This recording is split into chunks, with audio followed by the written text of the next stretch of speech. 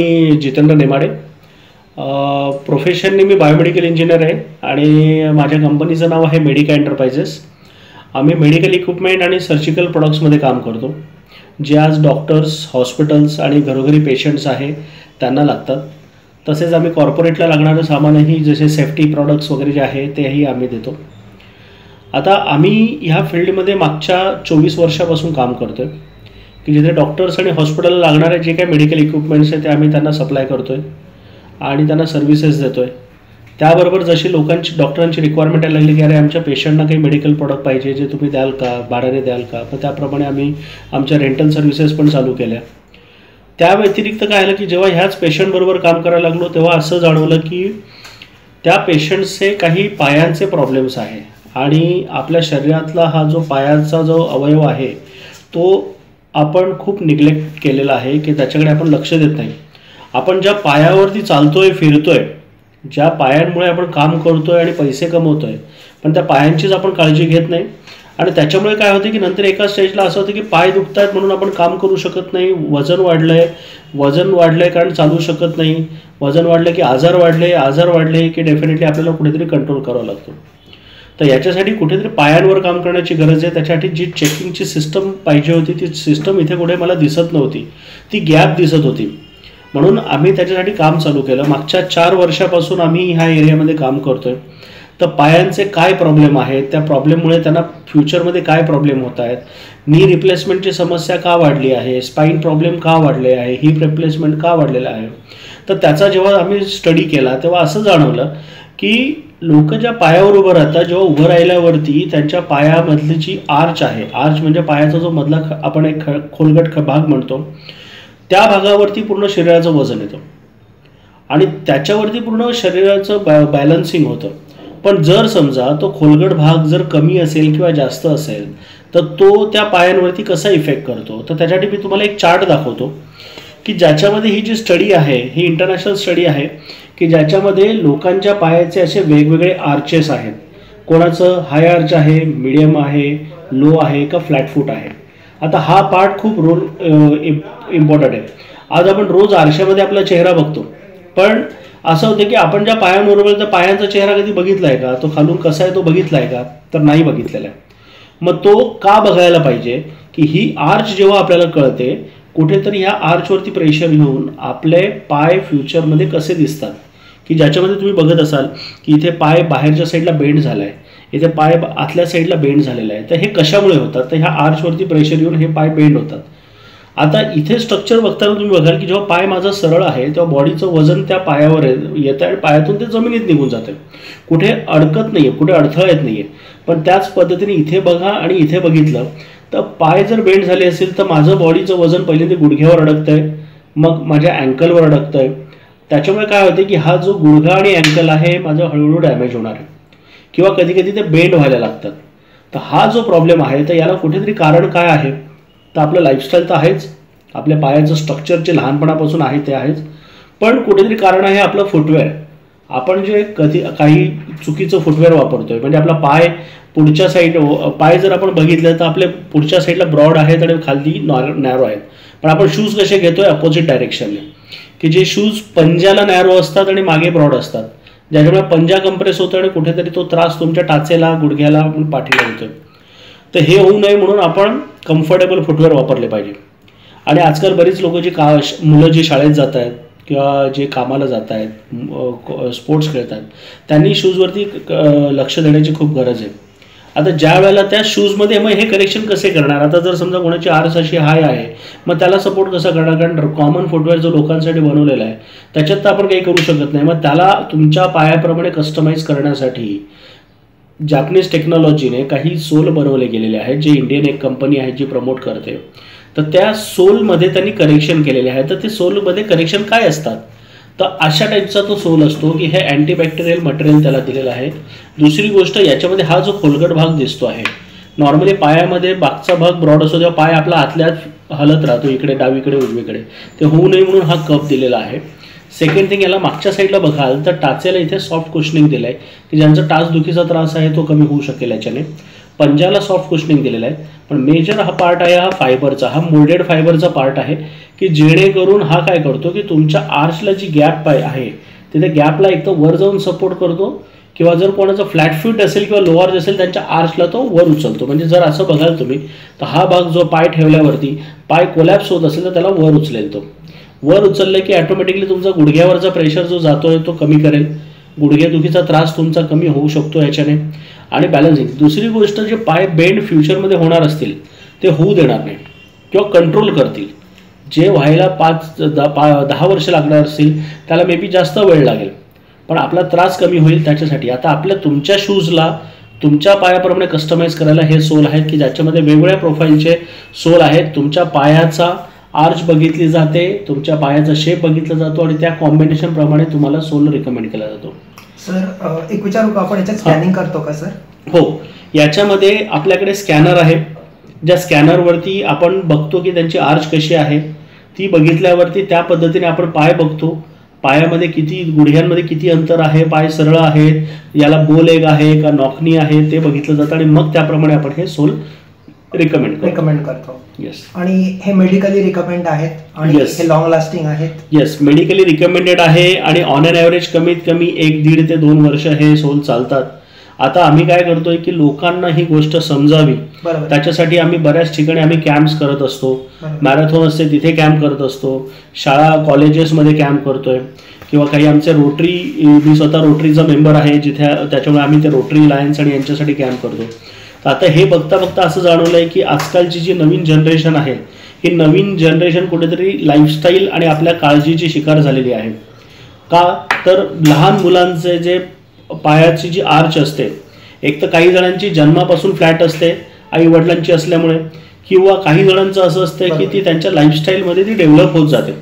पण आजकाल काय होतंय की घरामध्ये टाईल्स आहे, बाहेर खाली उतरलं की कॉन्क्रीटचं जंगल आहे, त्यांना खेळायला मातीचे गार्डन मिळत नाही किंवा गार्डनमध्ये जमत नाही, आणि आपण त्यांना सांगतो की तुम्ही शूज वापरा आणि मगच जा, त्याच्यामुळे त्यांची आर्च डेव्हलप होत नाही. बरोबर. आता विचार करा, लहान मुलं, आज आम्ही जे स्कॅनिंग करतो की ऑलमोस्ट 10 मुलांपैकी 5 ते 6 मुलांमध्ये आम्हाला फ्लॅट फीट किंवा लो आर्च भेटतात. अच्छा. ते मुलं जेव्हा 8वी 9वी 10वी मध्ये जातात तेव्हा त्यांचे अँकल बऱ्यापैकी बेंड झालेले असतात.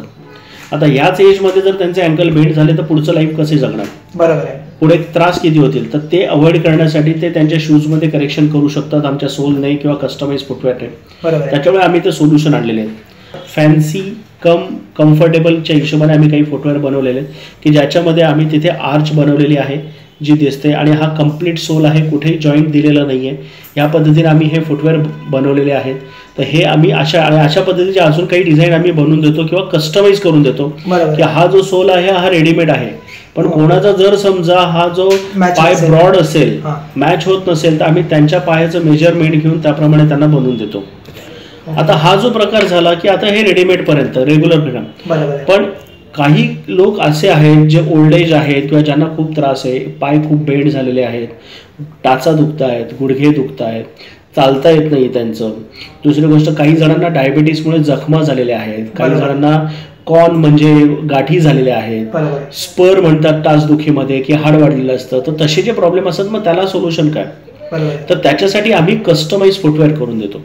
कस्टमाइज फुटवेअर म्हणजे आता याच्यात जर तुम्ही बघितलं की ह्या फुटवेअरचा शेप कसा आहे, नॉर्मली आपला पायाचा शेप असा बेंड होतो, पण इथे बघाल तर तुम्ही इथे फुटवेअरचा शेप चेंज झालेला आहे. तर हे कशामुळे होतं? फ्लॅट फीट वगैरे सारखे जे प्रॉब्लेम असतात त्याच्यामुळे हे चेंज होतं. मग त्यासाठी हे अशा टाईपचं स्पेशल सोल आम्ही त्यांना बसवतो की डायबिटीस पेशंटला खालून काही टोचणार नाही आणि त्यांच्या पायाची काळजी घेईल. त्याच्यानंतर स्पेशल चांगल्या क्वालिटीचे वेलक्रोज असतात की सो दॅट काही पेशंटना सारखी सूज येते, मग त्या सूज येते तर त्यांना चप्पल कॉमन वापरतात नाही, म्हणून मग हे वेलक्रोवाले बनवलेले आहे. याच्यात सँडल पॅटर्न पण आहे. आता याच्यात जेव्हा आतला सोल तुम्ही बघाल तेव्हा आतल्या सोलमध्ये इथे सेम प्लेन भाग कुठेच दिसणार नाही, पूर्ण अनइव्हन आहे जसं आपला पायाचा तळवा असतो. याच्यात इथे बघाल तुम्ही की टाचेचं करेक्शन केलेलं आहे की ज्यांची टाच दुखी आहे त्या टाच दुखीप्रमाणे याच्यात करेक्शन असतं. दुसरी गोष्ट, याच्या हाईटमध्ये आम्ही काम करतो. बऱ्याच जणांना हे माहिती नाहीये की त्यांचे पायाची हाईट कमी आहे, जास्त आहे, एक पाय छोटा आहे, एक पाय मोठा आहे, एक लांबीला जास्त आहे, एक रुंदीला कमी आहे. तर ही जी गोष्ट माहीत नाही ती ह्या आमच्याकडे स्कॅनर आहे. जेव्हा कस्टमाइज करतो त्यावेळेला फिजिकली चेक करतो कुठे काही जखम आहे, कॉन आहे, कॅलस आहे, ते चेक केलं जातं.